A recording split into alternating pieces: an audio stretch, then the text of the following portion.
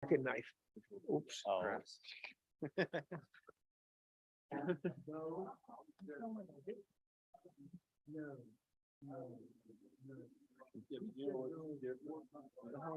Okay. Committee will come back to order. And the next order for of business is the Wyoming Livestock Board Brucellosis management updates. So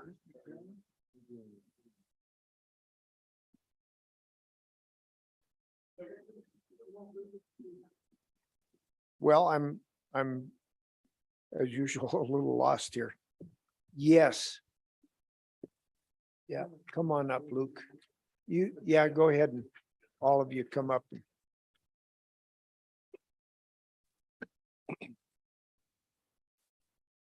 Thank you, Chairman. Luke Plum for the LSO. I'm here to talk about 23 LSO-0136. This is brucellosis management updates. Large part of this process was based on changes recommended from the Wyoming Livestock Board and the State Veterinarian. I just wanted to say there are three main updates within two statutory sections. The first one is in terms of currently in law, it is required that livestock reacting to a confirmatory test for brucellosis must be permanently branded with a hot iron letter B. The change was made to change that from shall to may to give discretion to the board. The second change is to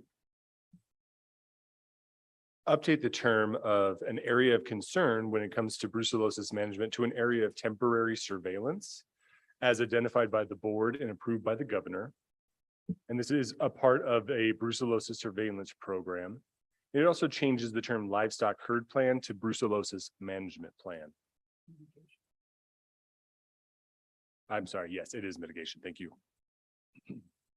And that is what is in the bill. The final primary change here is to update the way in which compensation is done for services that are rendered in terms of a brucellosis mitigation plan.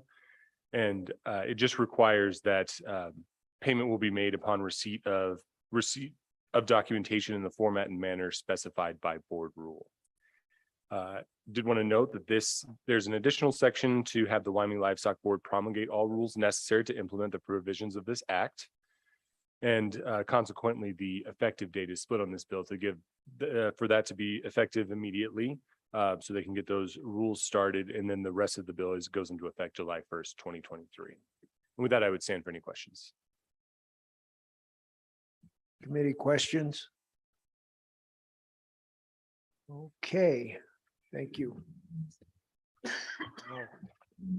Mr. Chairman, as Mr. Plum has cleared Steve True, Director of the Wyoming Livestock Board, with Dr. Hallie Hazel, State Veterinarian.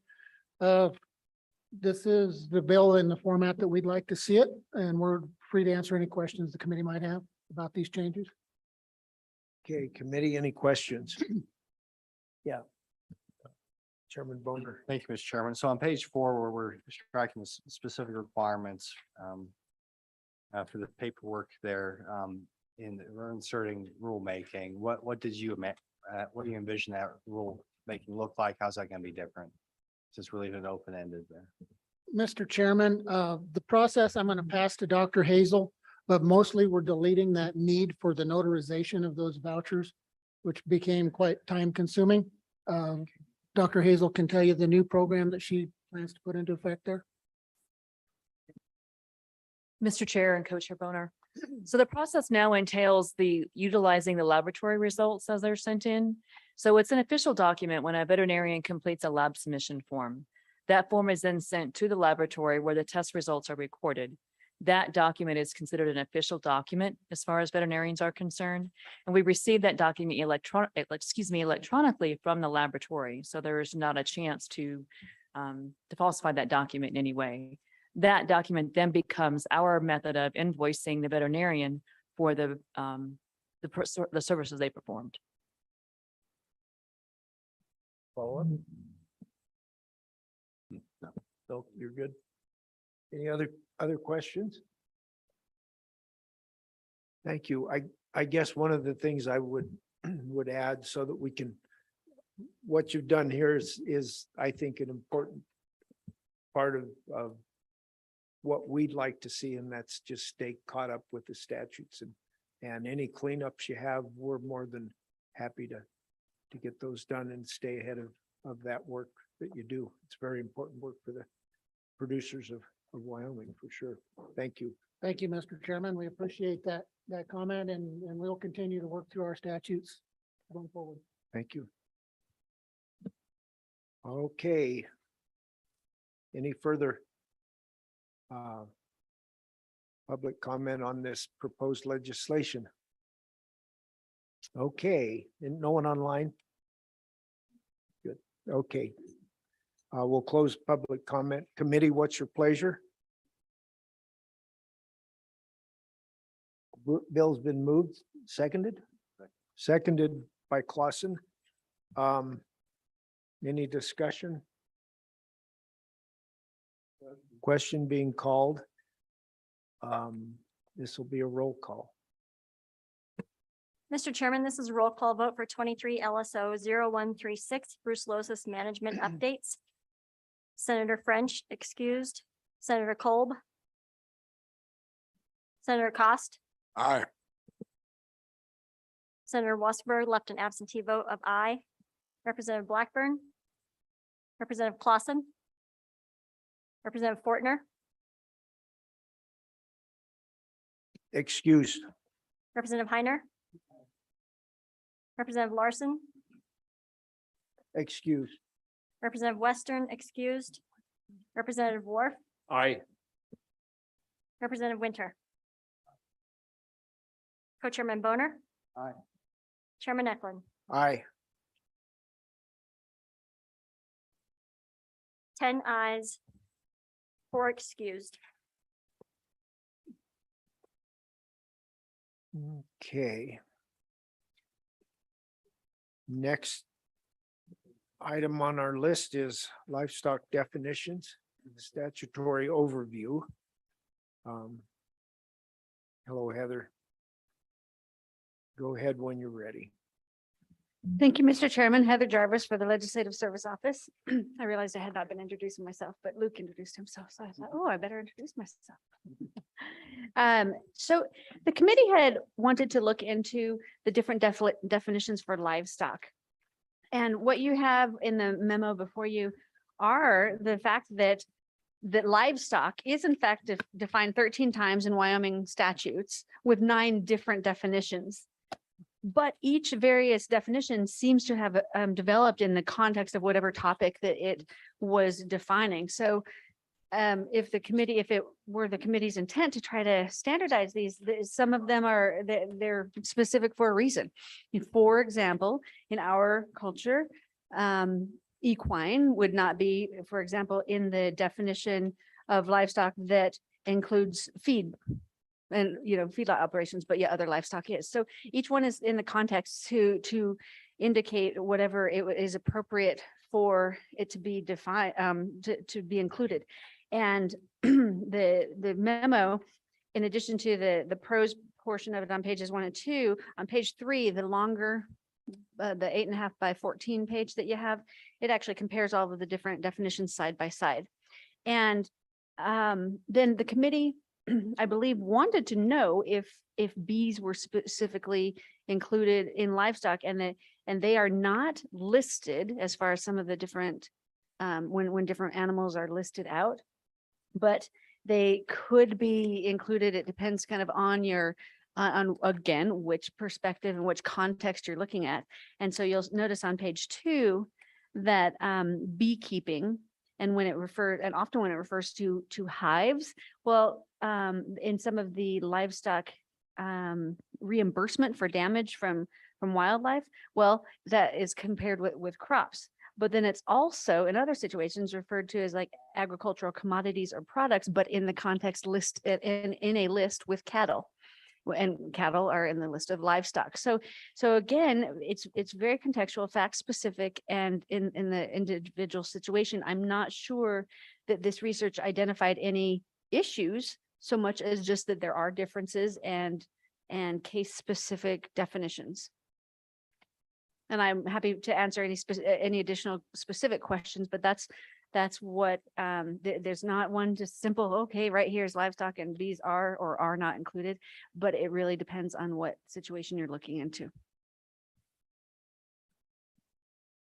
Committee questions?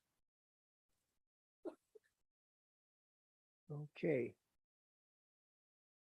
Thank you.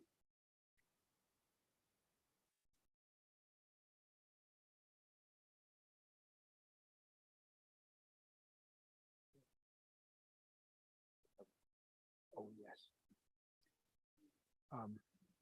Public comment? Yes, come on up, Jim.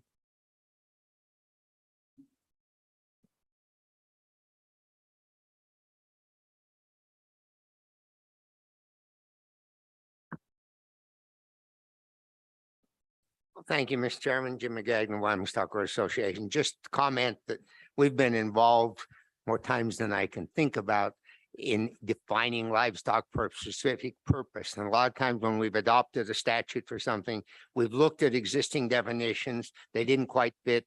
So we modified those to fit a particular case. So I guess our perspective would be that there's reason why there's so many definitions. I wouldn't say that through some careful study, a couple couldn't be eliminated or combined, but I don't see any problems that are being caused today by the plethora of definitions that are out there. Would suggest that there's not a need to move forward with anything at this point in time. Questions for Mr. McGagnon? Go ahead. Chairman Boner. Thank you, Mr. Chairman. So, yeah, certainly understand the need for different definitions depending on the role that the definitions play in statute. I think one that I'm interested in at least is, when it comes to taxation, that's, we've had those discussions before about the level at which that ag exemption kicks in. Right now, it's I think some believe it's rather low, but the other angle there is what counts as ag production to get, say, ag classification for your property. And so I was just wondering if we were to say add honeybees, for example, to the definition of what counts for ag production, would that, that's no skin off the stock growers' backs. Would that be a correct statement?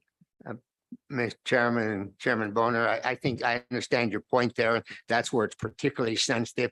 I know I have been contacted several times in recent years urging us to support including honeybees in the definition of livestock for tax valuation purposes. And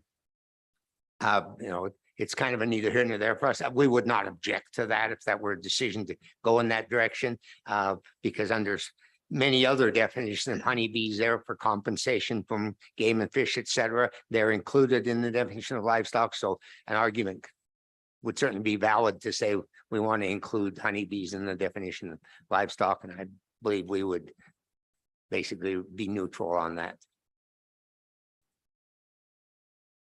Any other questions? Okay, thank you. You're not asking, okay. Any other public comment? Okay. We got a proposal. We'll close public comment and discuss what we're going to do with this. Sure. Huh? Yeah, go ahead, Chairman. Okay, Boner. so thank you, Mr. Chairman. I move that we get a bill draft going that would add bees to definition of livestock for taxation purposes.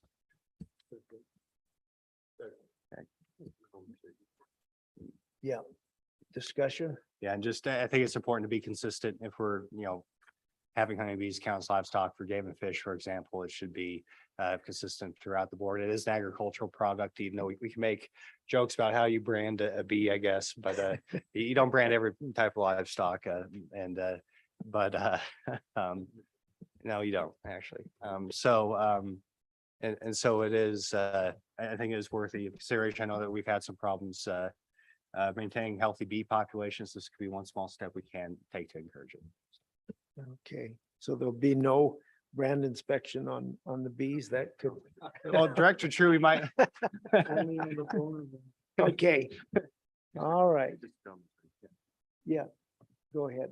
Mr. Chairman, just for conversation's sake, I want to make sure we don't accidentally put bees under protection of livestock. If somebody accidentally sprays and kills them or something like that, we may have to move them into their own category, or just, I think for conversation's sake, we want to make sure we don't give bees too much protection for his livestock. Yeah, Chairman Boner. Yeah, that point's well taken, and I envision a draft that's confined to Title 39, which is our taxation code, and that's it. Okay, any further discussion? Yes, Senator Cole. Thank you, Chairman. Just a general question. What are the, I guess, the downside of changing the classification for bees? Say that, are they going to be exempt for, I don't know, some sort of raising bees on a piece of property? Would there be some sort of exemption for that business? What besides, I guess, compensation for the bees getting, I guess, killed with the game and fish, or is that solely the purpose of this legislation change? Thank you. Yeah, Chairman Boner. Well, Mr. Chairman, I think the drawback would depend on your perspective, but that one of the effects would likely be to have slightly less tax revenue from property taxes if more people qualify for the ag exemption based off of the fact that they sell honey. Follow up. So I could put a bunch of hives on my property and classify it as ag? Is that what I mean, how many bees do you need, I guess, how many hives? I don't know, 2 bees? 500? Okay, thank you. Go ahead. Yeah, Mr. Chairman, I believe that, and I mean, say what you will about the minimum threshold of $500. I think that's a separate discussion that we've had, well, the revenue committee's had, whether that's too low or I think they actually had a bill that raised that, which died by an overwhelming margin, I believe, in our chamber, if I remember correctly. So certainly, yeah, that's you could say that argument for a lot of things. If you have a couple of chickens, you sell more than $500 worth of eggs, is that really ag? But I think that's almost a separate policy decision, more well suited for the revenue committee. Well, I guess I'd have a question. So presently, if you had bees put on your property and you were, you had your 35 acres of this great earth and really no other agricultural things. Presently, if you put hives on that property and the person more or less leasing the site to put their bees made over $1,000, which is what the leaser would have to have, or you put the hives yourself and make over $500. Presently, you would not have that agricultural exemption on your land. That's my understanding. Sure. Okay. All right. Well. Any further discussion? Okay. Question's been called on a proposed bill draft to include honeybees as livestock in Wyoming, defined as livestock in Wyoming. All those in favor say aye. Aye. Opposed? Oh. That bill or that motion passes. So we'll do a bill draft for the November meeting. Okay.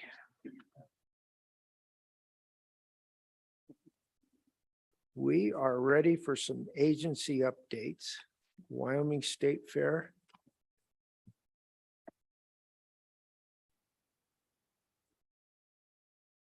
You're up and I guess I'd take a moment. My grandkids were at State Fair and I got to see in action the building of young people that was, it's just amazing. It's that way every year.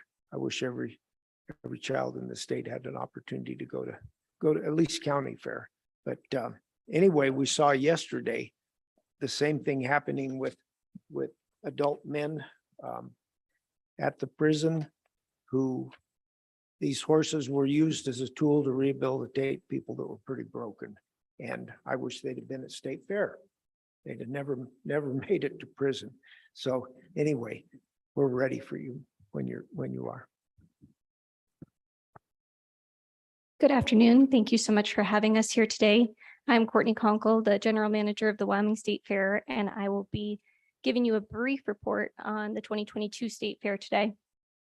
We just wrapped up the 110th Wyoming State Fair just 13 days ago, so we're still letting the dust settle a little bit. But even though it's still in pretty recent history, we do have some initial numbers to report with you guys today. Our team is getting everything ready for the ram sale and the Colorado Rain Cow Horse Association show, both of which will be taking place next week at the state fairgrounds. So we're already back in gear with our interim season. But looking back at the last few weeks, we do have our 6-year youth livestock report. Some of the trends that we saw this year were decreases across the board in market animals. This is an industry standard right now. We're seeing this decrease happen across the fair industry, partially due to economic concerns and partially due to the high cost of fuel and feed for this season. We did see a slight decrease, but this is not necessarily cause for concern at this point. This is pretty on par with the industry standard that we've seen throughout the state fair season. We did see moderate increases in our small animals though, which was surprising because we did not determine that we were having a poultry show until June 14th for an August fair. So we saw increases in our small animals, including rabbits and poultry. And then we also saw increases in one of our youth breeding categories, which was breeding swine. However, we did see increases across the board for our admissions, including grandstand admission increases, total attendance increases, and carnival gross, as well as adult beverage sales. So we had another record-breaking season in terms of attendance. We saw a little over a 20% growth in our total number of folks through the gates at this year's fair, which is a great celebration. You know, we saw dramatic increases in our 2020 over 2019 revenue for attendance, totaling about 119%. We knew that that was an unrealistic expectation to set year over year to see that kind of growth. Last year in 21 over 20, we saw about a 16% increase. And then this year seeing a 20% increase over last year is exciting to us. It shows that we're building an event that people want to attend. And the more that we can build that gross income coming from the general public, the more that we can do to support the youth and of course, agriculture throughout the fairgrounds. We also saw a decent moderate increase in carnival gross. We've seen a significant uptick in total gross of carnival usage over the last 3 years, and this year was no exception. We saw just over a 9% increase in total gross revenue for the carnival. As far as grandstand events, we did another 4-day structure this year with grandstand events. We'll be evaluating that for 2023 in just the next couple of weeks. With that being said, a 4-day over 4-day comparison from 21 to 22, we did see over a 16% total gross of grandstand attendance increase over last year. Once again, a strong number that we're happy to report on. A few new things that we saw this year that we're shifting gears on slightly. Back in 2018, when the legislation surrounding the Wyoming State Fair Endowment Fund was brought to fruition, it was with the attitude that we would be able to help build a sustainable future for the Wyoming State Fair. This year, the board tried something new and used it as a platform to introduce the first ever inaugural Wyoming State Fair Endowment Fund auction that took place back in June. This was approached as a soft launch in 2022 to continue that growth for 23 and beyond. This year, there was very little advertising that we spent on it. We just wanted it to be really grassroots, build it organically for 22. And we saw over $5,000 of revenue come in directly for the endowment this year, just from the endowment auction, with doing a very soft launch. So we've already got that date set for 2023 with the goal of doubling those revenues for next season. So please mark your calendars for June 26th, 2023, when we'll be having our second annual endowment fundraiser. This is a great way where people, both within the fair industry that are either at their county fairs, they're going to be attending state fair, or if it's just a regular citizen that wants to come and enjoy a few days at the state fair. There's really unique opportunities, and we want to build this into something that's super special and that it helps to raise those funds in the endowment so we can have a bright and sustainable future for the fair for generations to come. And it's always great to be able to come to you guys and report that we've had, a strong year with attendance, with revenues, and that we're moving in the right direction organizationally. And so much of our drive over the past 4 years has been to increase our revenues, to make sure that we're doing what we can do to be a more solvent organization. But with that being said, it's so important that we remember why we exist. And the Wyoming State Fair, at its heart and soul, is 100% about agriculture and youth development. We're an incubator for that next generation of talent. And much like our chairman today said, those kids, they learn lessons that they're going to take with them for a lifetime, and they're going to be that next generation of leadership, not only throughout our state, but throughout our nation and our world. So it's absolutely invaluable, the amount that we get to spend and invest in them to make sure that we're creating a future that's bright for everybody and for everything as it relates back to the state fair. That incubator of talent is huge. So we added a few pictures from this year's fair of our community posts that sort of highlight some of the times that kids got to come and have at the state fair this year. There's not really another event like this. The fair industry is so special because it's something that really brings people together, but it also teaches invaluable lessons that you're not going to learn in your regular day-to-day life. And at our soul, that's what the state fair is about. And so we want to make sure that we're doing everything we can to make sure that there's a sustainable future solvency from a solvency perspective and fiscal perspective, so that we can continue investing in our youth and developing them for generations to come. And then, as always, our main goal as the state fair and the state fair board is to make sure that we're continuing our advancement and that we're getting better every year. And a huge part of that comes with criticism and constructive criticism, ideally. But I made sure that you have all of my contact information directly. A few organizational updates. A little bit later this month, we will be doing our first ever board retrospective of the 2022 State Fair. On the 13th, we'll begin at 8 a.m. at the fairgrounds with a grounds tour, and then we will go till 5 p.m. that day, just deconstructing the 22 State Fair and planning for 23. Then we'll move on the 14th to our regular board meeting that includes our resolution setting and elections for the year to come, with the attitude that we want to make sure we're focused on a proactive future, and that if there's blind spots or if there's missteps, that we're taking strides to correct those while we have time to make sure that we can successfully implement any changes before the 2023 State Fair. So if you have ideas, suggestions, concerns, comments, never hesitate to reach out to us as the State Fair, as the board. We want to make sure that we're moving this thing in the right direction, and we appreciate everything that you guys do to help us get it there. Committee, questions, comments? Senator Cole. Thank you, Mr. Chairman. Yeah, thank you for everything you do. Just to, I don't know if I should be saying it in this order, but when I was a commissioner before, and every time I've been involved with 4-H kids in that case, they're always a really outstanding group of kids. I'm not just saying that because I'm sitting up here. I'm saying it because that's what I'd seen. I just want to say I think there's great outcomes there. But on a more serious note, would you be willing to add honeybees to the youth livestock trend report in the future? Thank you, Mr. Chairman. Mr. Chairman, Senator, we would have to wait until they would be officially able to be brand inspected before we would be willing to add them to the premium book.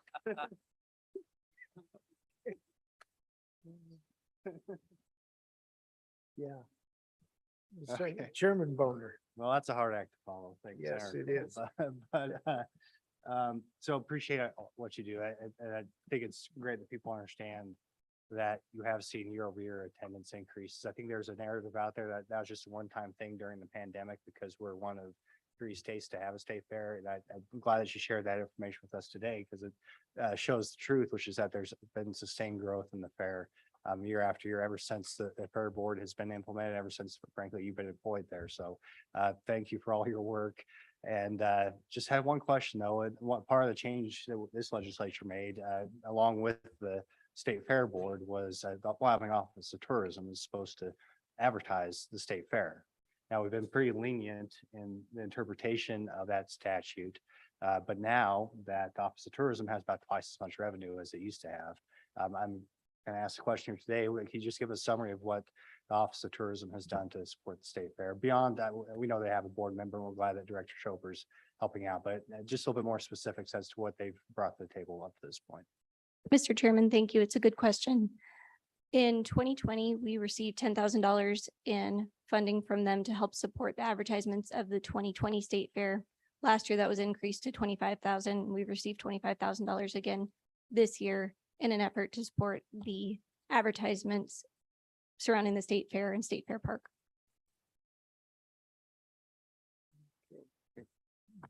Chairman Boner. Okay, thank you. And don't need a comment from you on this, but I point out to the committee, I think we raised about $300,000 worth of tourism tax in Commerce County. I think that might be the only part that actually comes back and helps the citizens of that area. So I think that would be a discussion I'll be having with appropriations at least to see what we can do to kind of up the ante there a little bit. Yeah, I would like to see the premiums increase for the kids that come with projects. A lot of the reason is it's not kept up with inflation. When I was doing this 50 some years ago, we made money when we went to fair, and there's no way, I don't think anybody makes any money. They go there for other reasons and good reasons. But I would like for them to not lose quite as much as they are losing. But and we thank you so much for what you do. Yeah, Vice Chairman Clausen. Thank you, Mr. Chairman. My question is the off-season camping. Now, I always tell people that you can tell what the Craig's going to be by how many campers are in the Wyoming State Fair campground outside of fair season. What did that look like this last year with the volatility and energy prices? Representative, we're currently sitting at about 8. Down from when I originally came on board here, we had 161 that were long-term campers. So hopefully that's not a reflection of what Craig will look like this season. We're optimistic that we'll see an uptick in that, but it has been very, very stagnant. Yes. Representative Ward. Hi. Thank you, Mr. Chairman. I had a question. You mentioned that this was the first year that you started raising money for your endowment. What is the purpose of the endowment? Have you guys defined what those dollars are for? Mr. Chairman, Representative, this is the first year that we have done the endowment auction. We have been working to raise funds over the past few years since it was initially erected. So $1 of all of our adult admission tickets from 2021 and this year will go directly to the endowment with additional fundraisers throughout the year. The endowment at this point, we're trying to get it to a level where we're able to sustain the entire organization off of the interest. That is quite some time from where we're at today. But ultimately, we just celebrated 110 years of the state fair. And if we can get to 220, we would be at a point where that would actually be a solvent way to fund the fair long term. However, we are in full transparency looking at about 75 years out from that. I will remind all of us that we're state government, so that's pretty soon in some ways. So I'm optimistic, but that's the true heart of that goal, is that eventually it would be able to be something that would sustain the organization in entirety. Yeah. Senator Cost. Thank you. The one thing I guess I would ask maybe is, as we continue to grow the state fair, which is really exciting and very beneficial, is there ways that you can help our county fairs to grow and become more effective? I know, having gone to a couple of them this year, we need to inject some I guess vitality back into those. They're tending to slip on us. So the speech you gave here is a great speech that they can use as well for the youth and how it builds. But any help you can provide that way and try to inject for them would be wonderful. Thank you, Mr. Chairman, Senator. One thing that we are continuing to develop, and we launched it last year in 2021, is a workshop specifically for Wyoming fairs that is hosted and presented by the Wyoming State Fair at no cost to any of those county fairs that can come and learn some ways that we can continue to collaborate and grow as an industry and keep that level of professionalism and celebration of our great state. And we'll continue to develop that for the next year too. Okay. I had another question on, you have a ram sale coming up. Is this Wyoming State ram sale? How long has that been going on? I believe they are celebrating their 42nd year. Jim would probably know better than I do. Okay, well, I think, are we done? Thank you very much for the, oh, I'd like to say thanks to Vice Chairman Clausen and Chairman Boner. You guys have really championed cause there in Converse County and the whole state fair thing. Thank you for the work you've done as well. And Moniz, yeah. Yes, Senator Moniz helped a lot with it too, but anyway. Mr. Chairman, if it's all right with you, I'll approach. I don't think that a verbal thank you would suffice for everything we need to thank you guys for over the last few years and always. But thank you so much for championing the new State Fair Board. They just recently, yesterday, in fact, we got reappointments for 5 of our Fair Board members. So that means that they're celebrating 4 years, a full term on the board. And I just think that it was really the right direction. And I appreciate the work that this committee did to support that. So thank you. Okay, thank you. Next, we have the Wyoming Department of Ag. Doug, are you ready? I think that would be, thank you.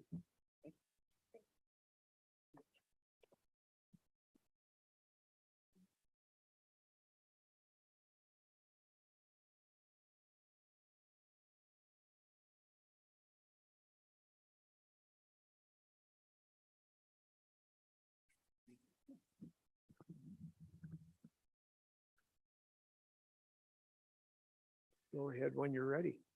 Thank you, Mr. Chairman. Good afternoon, committee. Doug Miyamoto with the Department of Agriculture. I just have a pretty concise update for you this afternoon and try to make it as painless as possible.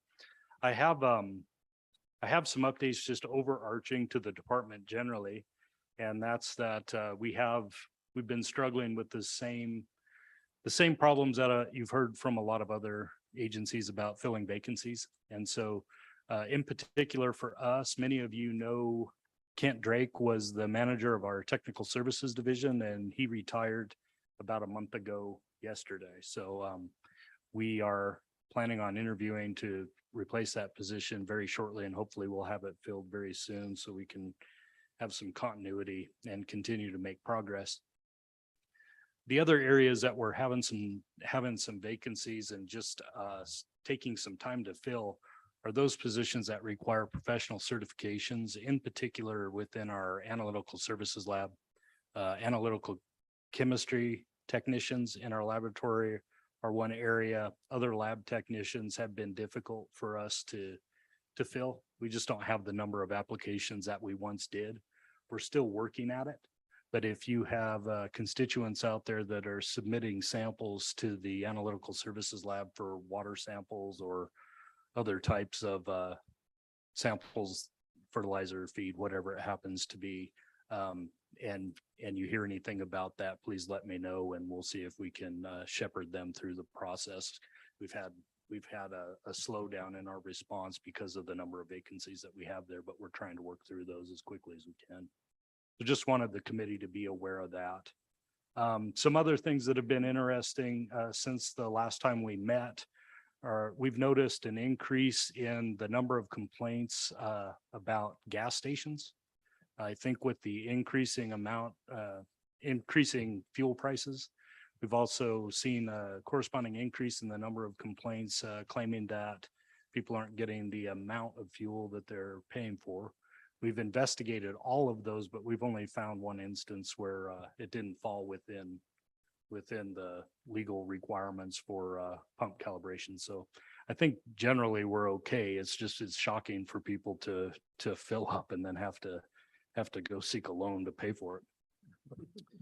So we're, along with that, there's really two veins of interest with fuel. One of them is fuel quality, the other one's fuel quantity. And these have been mostly about making sure that the pump reflects the actual amount of product bought, not so much on the fuel quality side for us.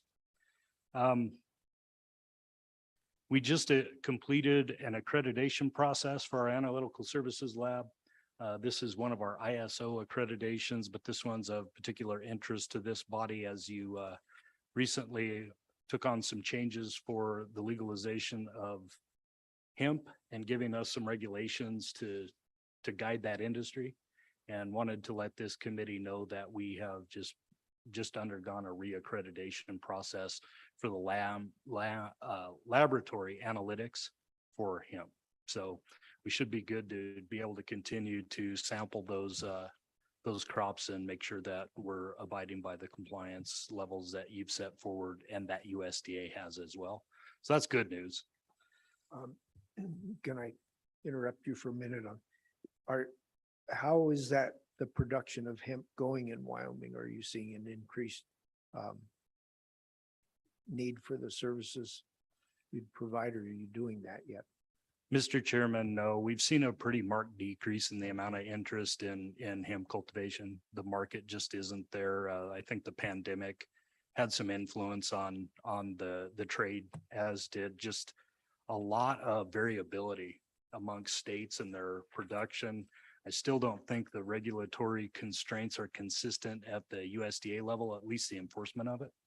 And then FDA's been going, the Food and Drug Administration has been going through some changes to try to get regulations and labeling requirements out for CBD products. And because they're not done with that, there's some uncertainty in the industry about the production side of CBD-based products. But I would tell you, Chairman Eklund, that I think initially when the program was first launched in Wyoming, we had somewhere on the order of 30 different applicants that we provided permits to, and we're less than half that now for this year. So still slow going. I think that there's some stabilization yet to come in that industry. And as there's more predictability, I anticipate that we'll see some interest reinvigoration. There have been producers that have successfully grown it here, so it can be done. It's just a matter of stabilizing that market a little bit, in my humble opinion. We also have other commodities that have gone up in price and have made other parts of agriculture profitable. Yeah, Senator Kolb. Thank you, Mr. Chairman. Before we get too far along, and to backtrack a little bit on the calibration issue with fuel dispensers. Well, you know what the deviation was and the failure of the calibration and what county that was in? Mr. Chairman, Senator, I don't know off the top of my head. I can certainly collect that information for you. Near and dear to my heart. It's one of the things I do professionally. So it's kind of curious that the calibration issue is a big deal. People, with the price per gallon being what it is. But thank you for checking into that for me. Mr. Chairman, Senator, you're welcome. I'll get on it. I'll get the specific information and send it over to you. Sometimes those things are there. It's not willful. A lot of times it's just, there may be some wandering on the pump and the volume is off from the amount that's actually sold. So you can have a variation one direction or the other. You might be charging too little and the pump is dispensing more product than you're paying for, or you can go to the underside. And I'm not sure what the case was in this instance, but I'll get the data for you. Okay. And then, Mr. Chairman, the last thing that I would report to you is that of particular interest to this committee over the past several meetings that we've had, and probably over the past couple of years as well, has been this issue of USDA audits for our meat plants. And we've been recently notified that USDA will be sending out another targeted review for Wyoming within the next year to check up on us again. with particular interest on our new plants and on our custom exempt plants, similar to the last inquiry that they had year before last. So they'll be back. We anticipate that they'll want to take a look at somewhere between 10 and 15 of our plants around the state. We don't know specifically which ones they want to take a look at, but this will be the Compliance and Investigations Division of the Food Safety Inspection Service that'll come out and provide, an audit of our process again. And the information that I wanted to get to you as a committee is I know that there has been concern, as in line with the testimony during our June meeting, about the amount of regulatory control, or how strict we're adhering to various regulations for meat inspection, and wanted to just let the committee know, if you're having that kind of interest from any of your processors in your community that are experiencing trouble with us, please just send them my direction. Have them give me a call, because I think there's a right way and a wrong way for us to help shepherd our processors through this very complex set of regulations, from opening up something like a custom exempt plant all the way through federal inspection. There is technical assistance that we can provide, but we've never dealt with this level of interest in the meat processing realm before. And so we want to be able to evolve along with the interest and make sure that we're getting the technical assistance out to that community that we can, while still maintaining our delegated authority from USDA for our program. Because I would tell you, you've heard me say this before, but it would be an absolute disaster for the state of Wyoming to lose its delegated authority for a state meat inspection program, because who's left holding the bag if we fail at that are those processors, and then more indirectly, the producers that feed into those plants would all be left without any options or places to take cattle and process meat. And so we have to maintain that program. It's the highest priority that I have. But at the same time, it's also an extremely high priority for the department to help the processors through the regulatory frameworks that are set out by USDA at the federal level. And we want to be able to do that. I think we can do both of those things. We just have to take those on a case by case basis and provide whatever level of help is needed for each individual, because they're all a little bit different. But at the end of it, if you have constituents that are coming to you with concerns about the inspection process and getting a permit for a new or a changing meat plant, let me know, have them call me directly, and we're more than happy to get on the line with whoever needs that help, that extra guidance, and walk them through. I'll do whatever we can to help them achieve that. So that's what I have for you today, Mr. Chairman. I'm happy to take any questions that you might have. Committee questions? Yeah. Go ahead. Representative Ward. Thank you, Mr. Chairman. I did want to thank Director Miyamoto. I know you've been helping us with a constituent in my area. And I know you've been very instrumental in kind of getting some of the stuff that we've experienced kind of cleared off the deck. I do have a couple questions, but I'll ask you later because they're specific that he asked me to ask you. Sure. And so we'll visit after, but I did want to acknowledge the fact I do know, and I've been telling him, I have the faith and confidence in you. I said, you got a problem, call Doug, because Doug will get it fixed. And you have. I really appreciate you stepping up and helping him, because as you well know, he's put everything he's got into that, and it's been frustrating at best, but you've done everything that I thought you would do. I really appreciate the fact that you did step up when we needed you to help. So I would encourage anybody that is experiencing that or has somebody that's in that process to take Doug up on it, because it's a very complex issue, and we don't want to lose that. But I do think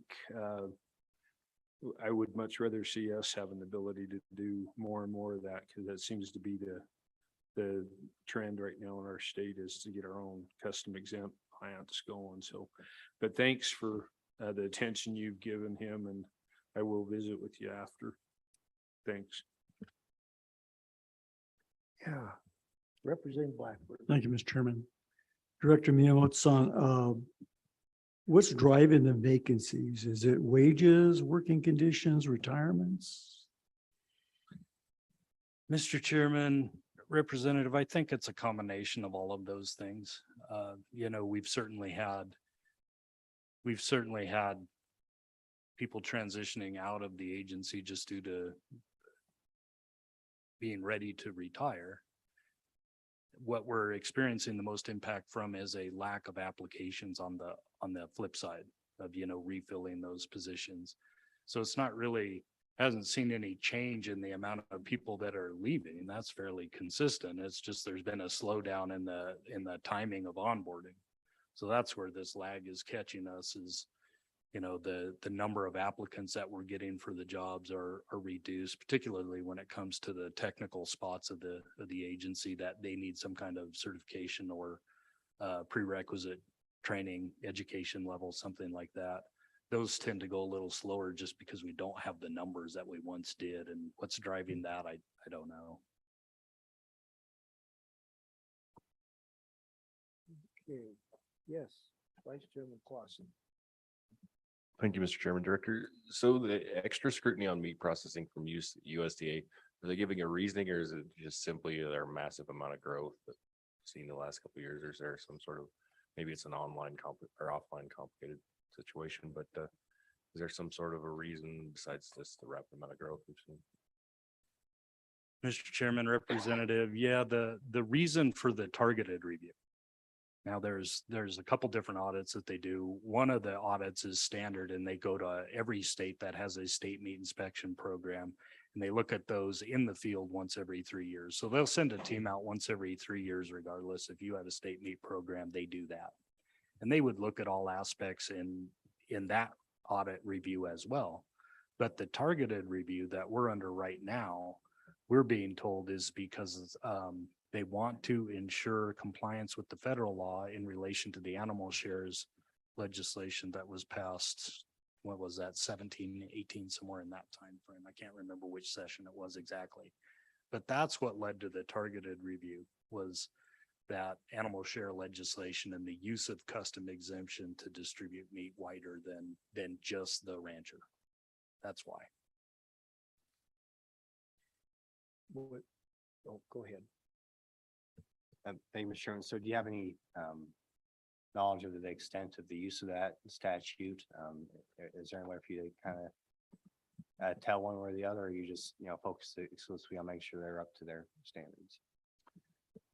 Mr. Chairman, Senator, what I know is anecdotal, so I wouldn't put a whole lot of stock in the statistics, but from what I'm told, there wasn't a great degree of interest in animal shares beyond quarters for a couple different reasons.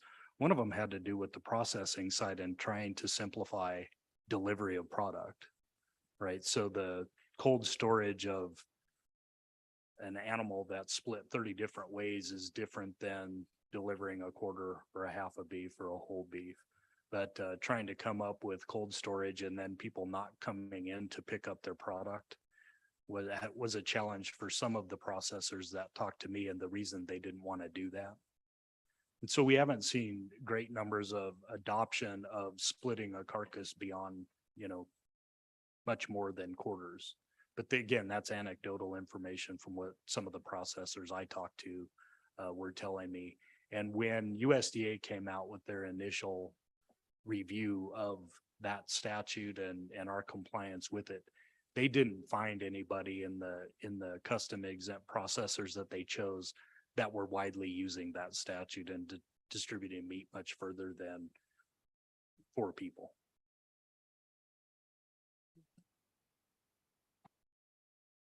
Right. Thank you, Mr. Miyamoto, Director. Thank you, Mr. Chairman. Thank you, committee. Next up is the University of Wyoming.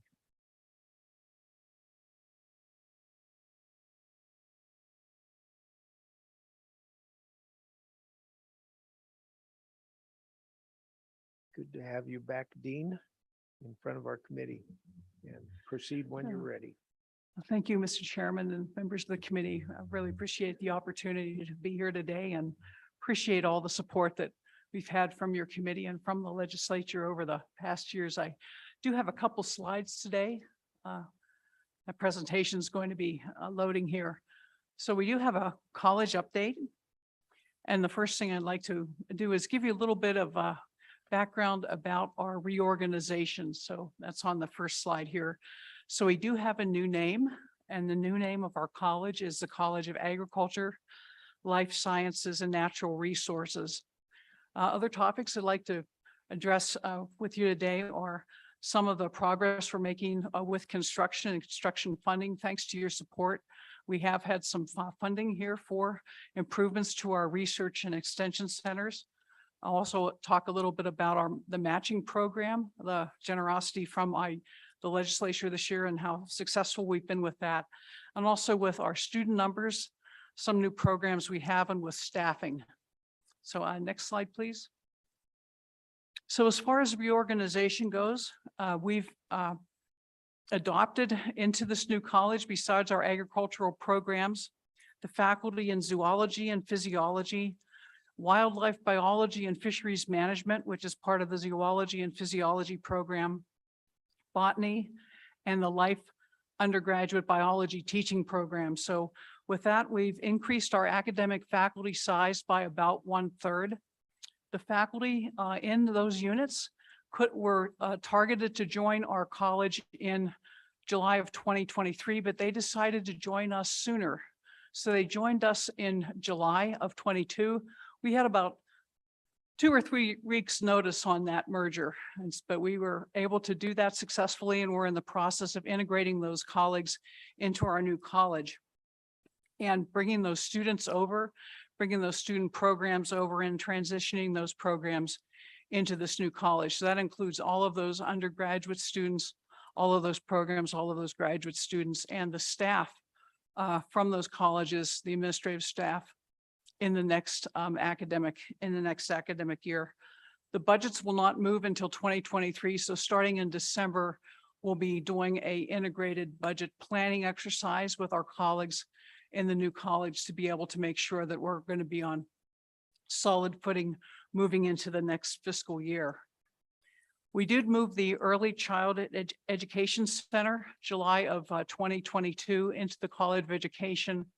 And we're hoping to be able to stand up a early childhood education degree program in the College of Education over this next year. So we have had a lot of success.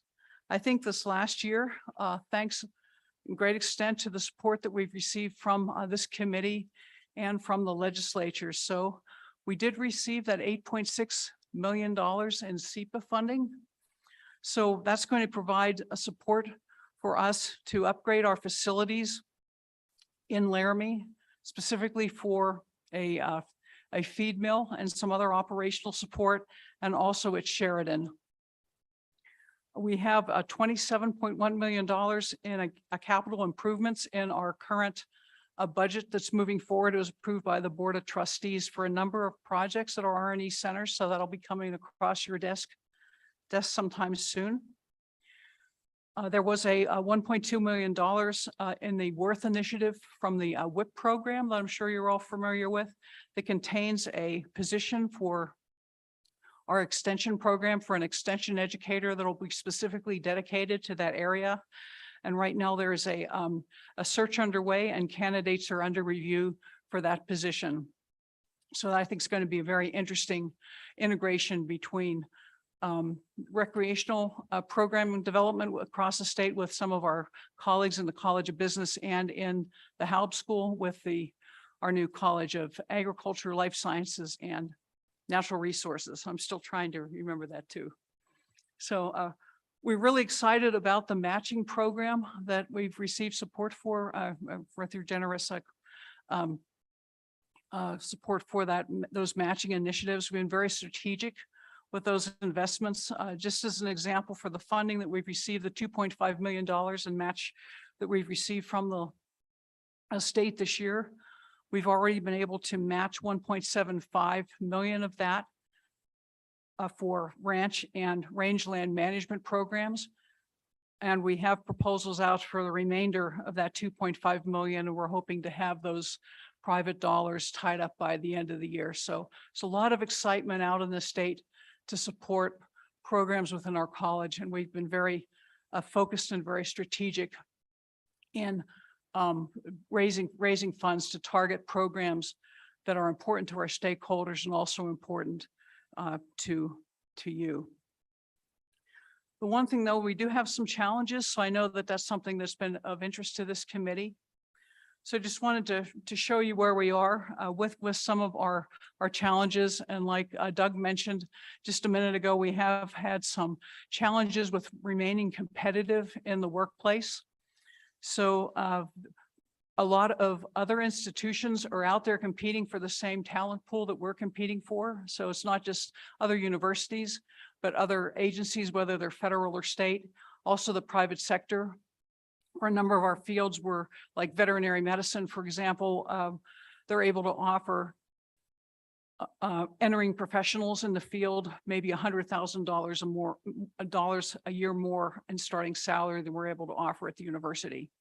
Same thing that we're running into in some of our plant science fields, animal science fields, business fields as well.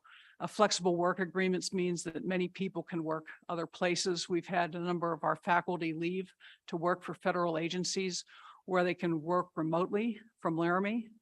Same thing too in the private sector. We had a faculty member leave one of our departments, stay in Laramie, work with a genetics company in California somewhere and make substantially more than we could pay him at the university. So our whole workforce structure has changed. So competitiveness for us means something that's quite a bit different now than it did even a few years ago. Budget reductions have impacted us, and you all know how that's turned out. We're very thankful for the raises that came through from the legislature this past year. That was very important for us to be able to retain some key faculty and also some key staff members. So we're very grateful for that level of support. That was very helpful for us. We are still having some trouble with staffing. As you can see from this bar graph, particularly if you sum up the blue and green bars and you look at the, let's say the 2015 and 2019 bars there, you'll see that we had a drop from the major cuts in 2015, 2016. We had a drop there, and then we had some infusion of funds that helped us recover a little bit between 2019 and maybe, put my glasses on here, 2019, 2020, 2021 in those fiscal years. And then we dropped off again because of the budget cuts, again, that we faced over the last couple years. So between 2019, whenever I came and we had some major support from President Theobald and getting some positions from our college, we had a major push from this committee and from the legislature for positions for our college. We were able to get some positions, and then we had another major round of retirements and then some cuts and loss of staff. So we're down about between 20 and 25%. And now again, with our extension, teaching, and research faculty, our university is just down in general. This is not necessarily something that's impacting us specifically, but it's just a fact of life for us at the institution.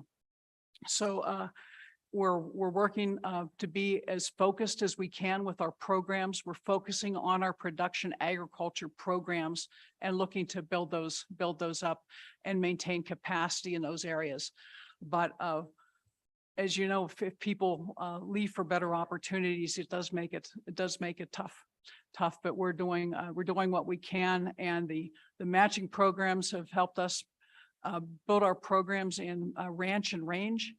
It's helped us to be successful in our leadership programs and and on our production ag programs. And it's helped to help us maintain some focus and maintain morale within our college. So we're very grateful for the help that you've given us over the past couple of years. And with that, I'd be happy to take any questions that you might have. Questions, committee? I would, so I'm curious how with the reorganization that you've got going on, I'm trying to figure out how this works. I graduated from the College of Agriculture at the same time the arts and science had the biology, zoology, life sciences were in a separate building. How is now part of the facility for the ag college, that old life science building where it used to be, or is everybody moving over to the college itself, the building? I'm just curious how the facility doesn't make sense to me. What happened to it? Yeah, Mr. Chairman, and Chairman Eklund, no, nobody's moving. Okay. So everybody's in the same space. It's going to be kind of interesting, but we do have some people moving around. So we are staffing, some of our faculty are moving into the Science Initiative building. So that's been a big win for a number of our faculty. But at this point, there's no plan to move anybody out of their current space as part of the specific university reorganization. One thing too, I forgot here. Thanks, Kelly. So the Go ahead. College of Agriculture then is no longer that isolated building over there that used to just be that facility. Okay, No, that's what I no, wondered about. No, we're just spread all over campus. We're Okay. just going to take everything right. over now because we're everywhere now. Good for you. You Good go. One thing I did want to do, gentlemen, is I did want to introduce Mike Smith. He's our new VP of Governmental Affairs and Community Engagement. So Mike. Yeah, there he is in the back. Yeah. So, and we're happy to have Mike join us. He's been here since what, August 15th? Is that about right? Yeah. Okay. Yeah. It's good having Mike here. Other questions, gentlemen? Committee. Thank you. And thank you for your patience. That's what you get for being on the tail end of things. We appreciate the update. No. Well, thank you, gentlemen. All right. We're ready for some more updates.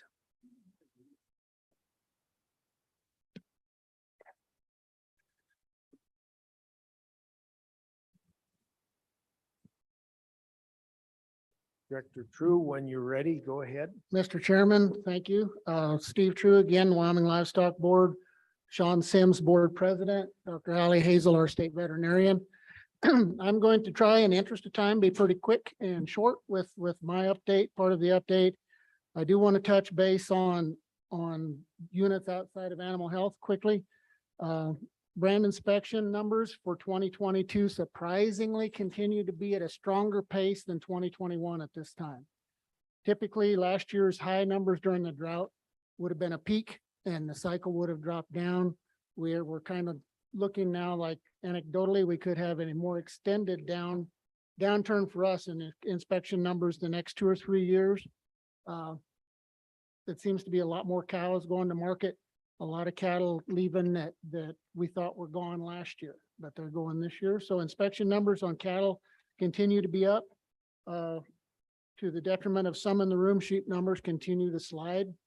That's been on a 2 or 3 year downturn in the same fashion, maybe 3 to 4% a year since the closing of the feed yard, sheep yard in Pine Bluffs.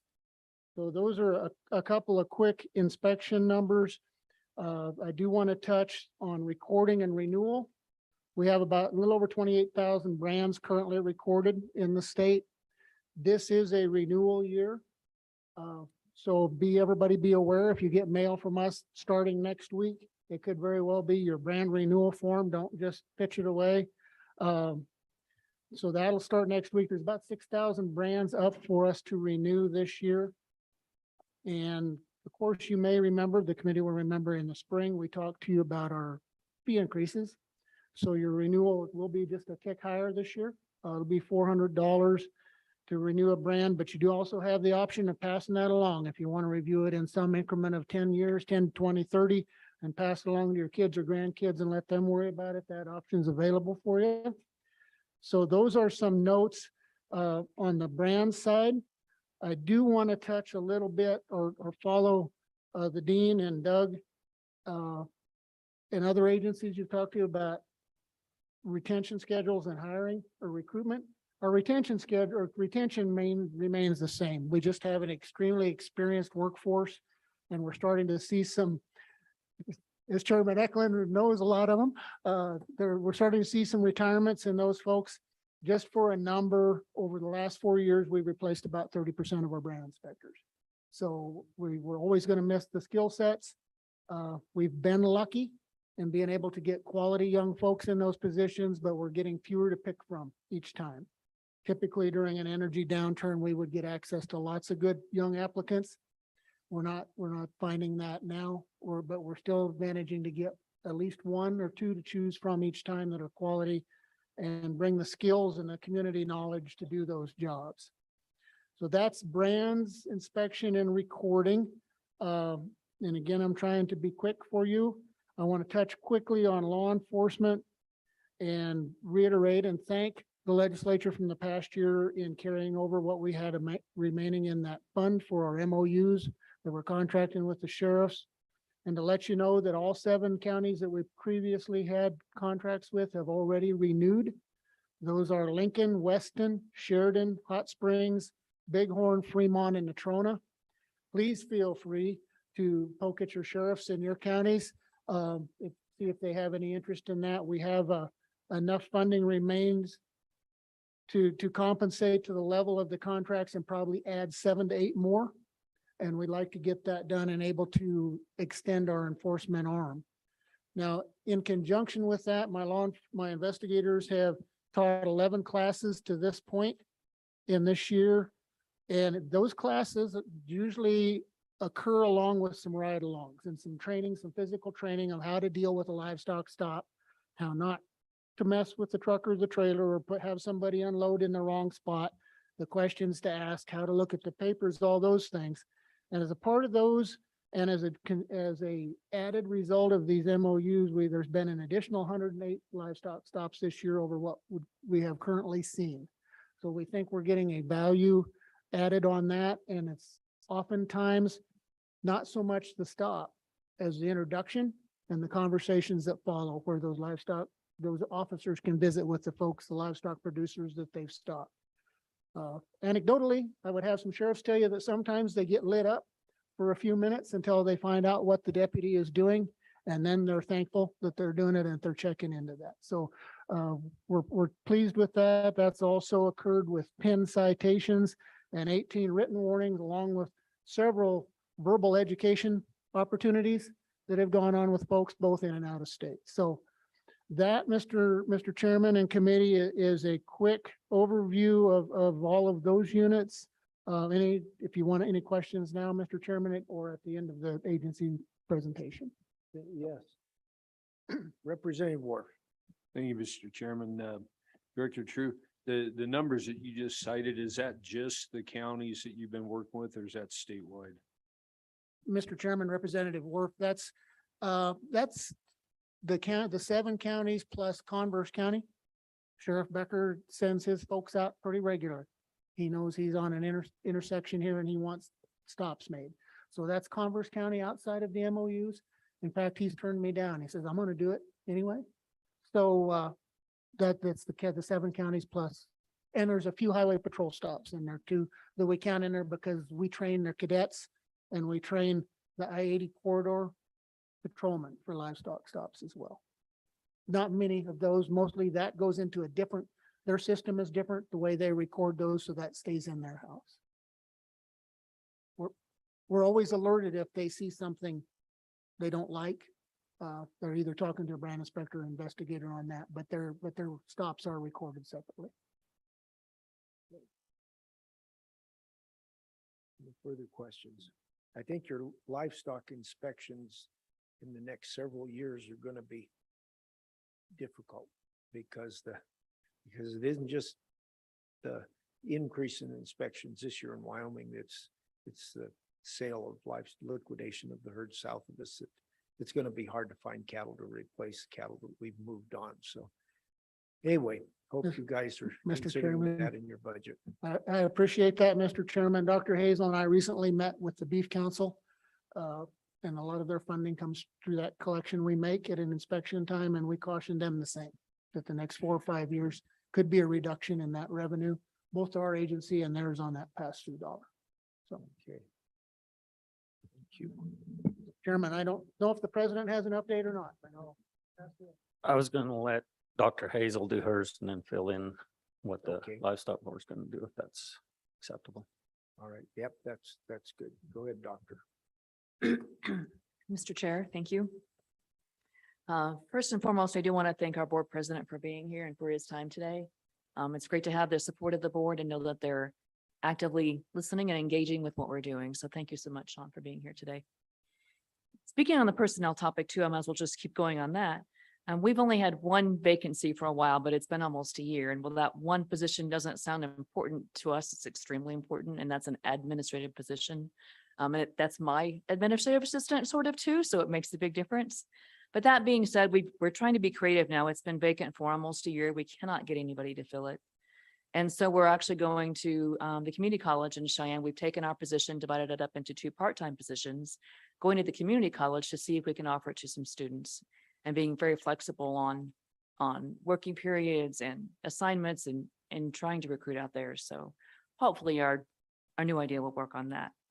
On that same topic, unfortunately, our assistant state veterinarian, Dr. Brad DeGroat, will be leaving us on September 6th. His service has been extremely appreciated, and he's kind of like the wise owl that we have that always thinks about things pretty hard and comes back with some new ideas, some great comments. He has accepted a position with the state of Montana, and he'll be allowed to work from home for the first time in many, many years. So we're excited to see him take that, but we'll miss him. That'll be a vacancy that we have that is significant as the assistant state vet, and I anticipate that being probably at least a 6 to 8 month vacancy to get that filled.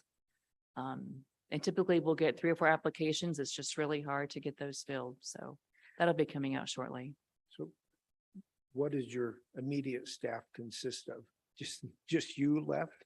The immediate, Yeah. Chairman, the immediate staff is myself and our field veterinarian. Okay. We were actually fully staffed on veterinarians for about 2 months. Okay. Yes. So you are your own administrative assistant as well as the assistant. Chairman, yeah. that is correct. Okay, this is not good, but Yes. do you have an idea why that is administrative assistant is so hard to fill? Chairman, the number one, it doesn't offer any benefits as far as vacation and holidays because it's considered, I'm going to say this wrong, it's considered an AWAC position. Okay. And so it's the hourly rate is not bad, but it doesn't have the same benefits as a normal state position because of that, which makes it a little more difficult to fill because they want those benefits. You can get insurance, but no paid holidays. The hourly rate though is competitive. And that's determined by the livestock board, not, or is it the legislature that's messing you up? Mr. Chairman, that position is funded through the federal USDA APHIS Brucellosis grant. So that's why it's AWAC and not a Okay. classified personnel. So it's kind of out of our control. Okay. Thank you. Continue. I'm sorry for interrupting. Next, I'm sorry. So Brad will be leaving us and we thank him very much for his time and his service to us. Another item that we've been dealing with most of the year this year was high path avian influenza. And I'm sure many of you heard about that, which was the poultry disease, the chicken disease that affected a lot of our kids earlier this year with 4-H projects. Fortunately, actually almost all of our 8 premises, their quarantines will be released here shortly within the next couple of weeks.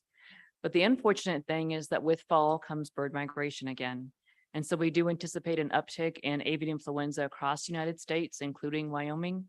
Wyoming Game and Fish expects our primary fall season to be pretty much mid-September through October. We'll start seeing that, or early October, the month of October, we'll start seeing an uptick in bird migration, which means we could have some more bird flu within our state. So just don't be alarmed if you hear about that, and when and if you hear about that. And unfortunately, it's hit California pretty hard again. It's working on California and still in Washington.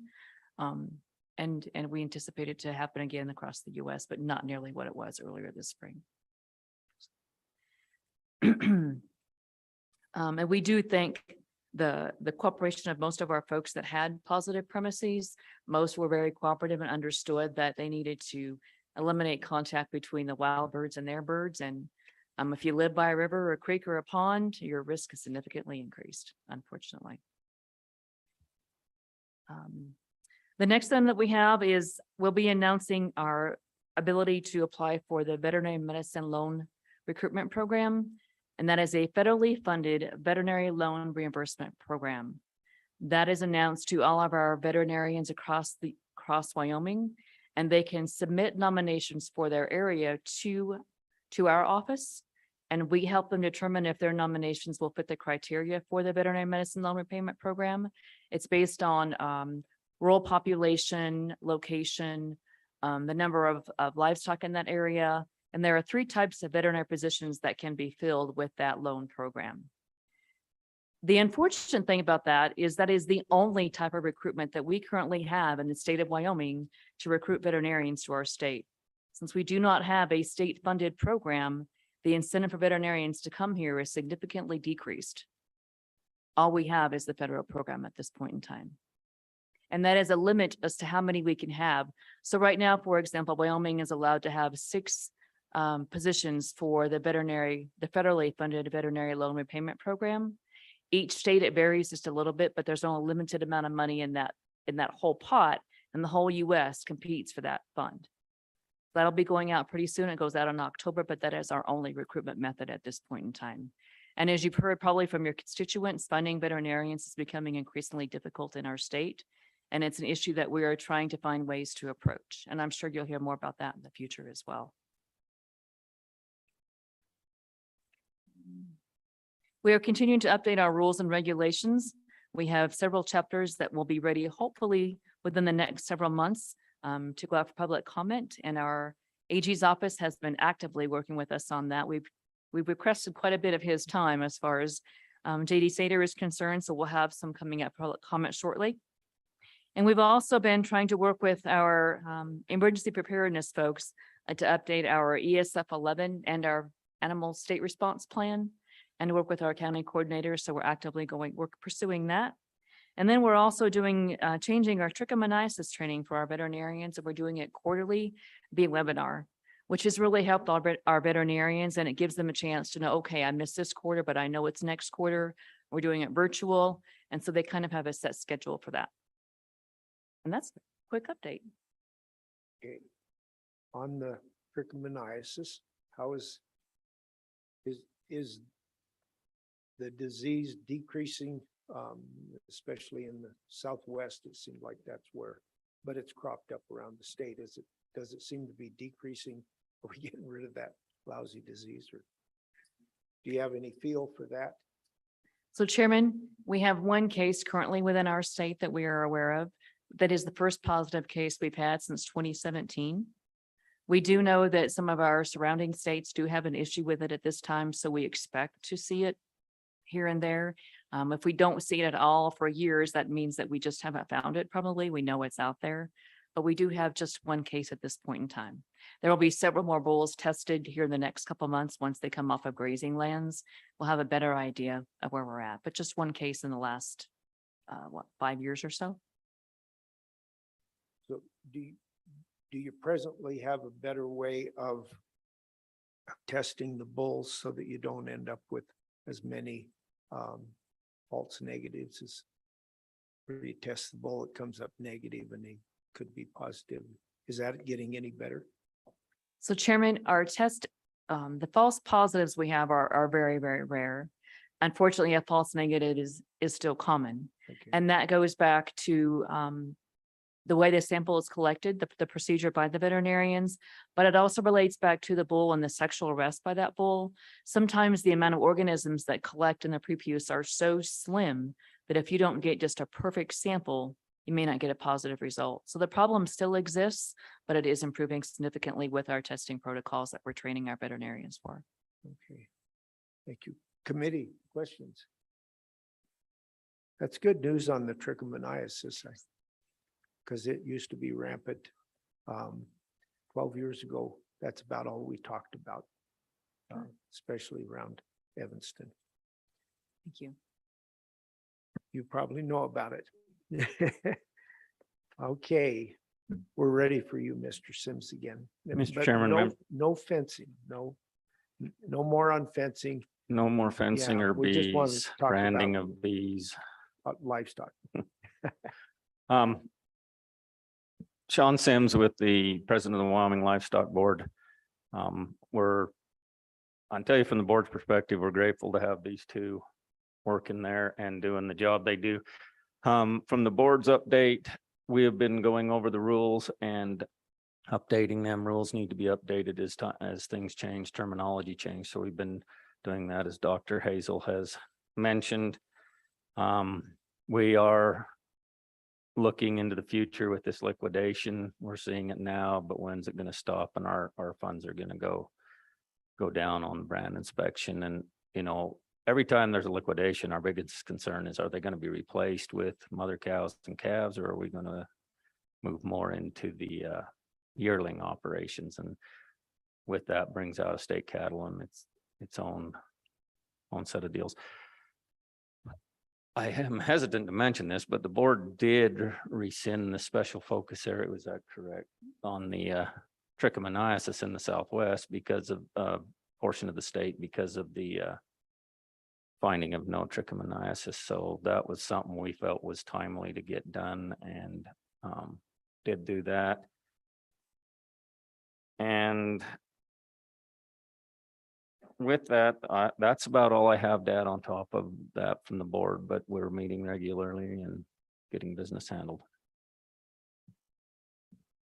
Committee, any further questions for our livestock board? Okay, thank you very much. And thank you for your patience.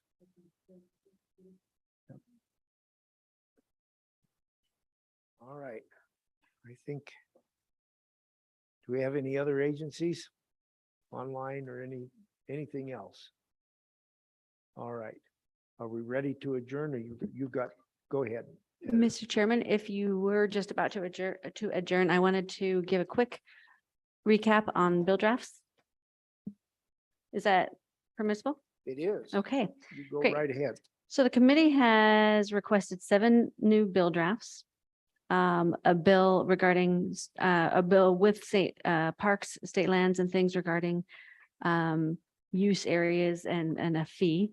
A bill regarding the federal curing, or kind of mirroring or somewhat modeled after the federal curing process for leases. A bill in directing OSLI to prioritize land exchanges with several criteria that you indicated for us. A bill draft to provide that grazing non-owned livestock does not require prior approval by the OSLI. Wyoming Stock Growers Association recommendation number 4, which is a bill that is differences between using a lease for grazing versus trailing, etc. A bill draft that increases regarding fencing. So an increase in fines, and also clarifying about subdivisions and costs for fencing. And then the 7th one is a bill draft to add honeybees for agricultural production for tax valuation purposes.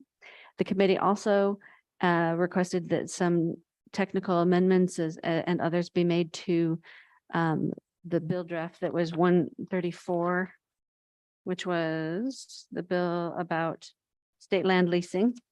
And the committee voted to sponsor 3 bills.